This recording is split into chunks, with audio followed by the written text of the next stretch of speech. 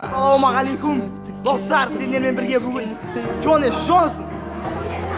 Джон Эш Джонсон достар. Мен 2003 жылым 9 оқимын. Үшін айтқанда алда уақыттарда влог шығады. Сондықтан сіздер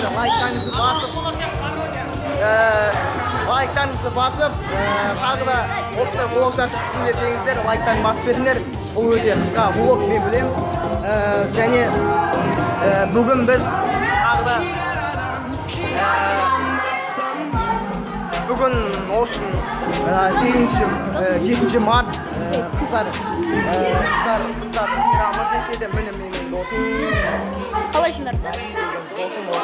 Осындай нелер көрсін десеңдер, лайктарын басып беріңдер. Ал сендермен болған Джон Эш Джонсон. Сау болыңдар.